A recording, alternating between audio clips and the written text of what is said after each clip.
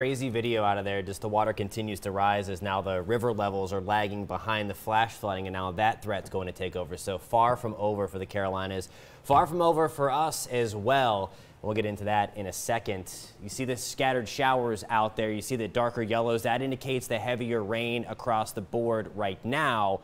Eventually, we're going to see the showers work their way back into the area. Flash flood watches and warnings continue throughout much of the afternoon and into the early evening.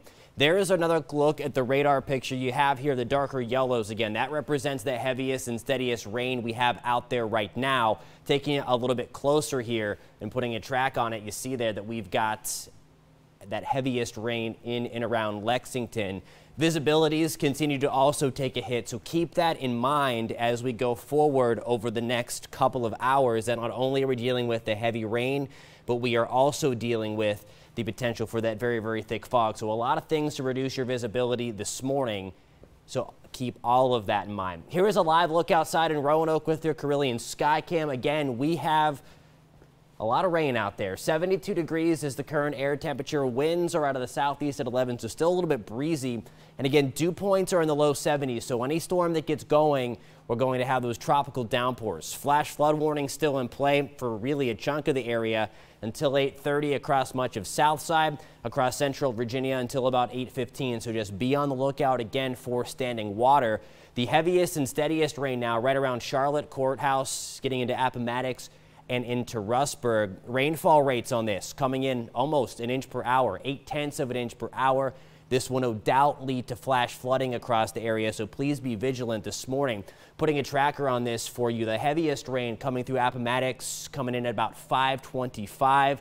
Sliders at about 5:45. Bent Creek at about 5:49. So use caution, especially if you're heading out to work or school this morning. That's in addition to a lot of rain that has fallen overnight. Look at this, radar estimates of 7 to 8 inches of rain right along the Blue Ridge into parts of Floyd and Patrick County, about 6 inches in southern Roanoke County. A little bit less for us across central Virginia, but again, that next round of heavy rain trying to work its way back in.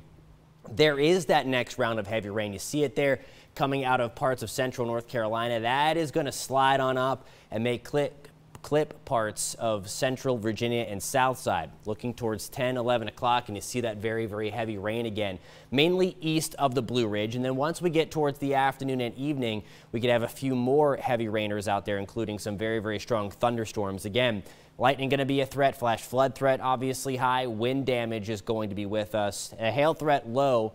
Tornado threat is low, but not zero, as there's still some remaining spin in the atmosphere from what's left of Florence as she finally gets on out of here.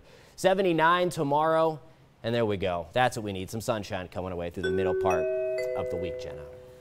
Oh, Wednesday can't get here fast enough. We need it to dry things out for sure. Okay, Beverly also here tracking the storm. Beverly, what do you have for us? Yes, as Jonathan mentioned, dealing with the flash flooding this morning. But you know what? In the next few hours and actually up to about 24 to 48 hours, we're going to continue to see these rivers really start to swell. So taking a look at the current gauges here, the Roanoke River at Roanoke, it is in that action stage. It's at 6.2, and kind of give a little bit of a frame of reference here. Wiley Drive, that low water bridge, it is flooded at about 8, and at 10 feet. The Roanoke River Greenway path begins to flood right along that right bank. The New River at Galax, current levels, no flooding. That's the same thing for Radford and Danville. Looks like they're projected to flood come Tuesday, especially for Radford and the Dan River at Danville.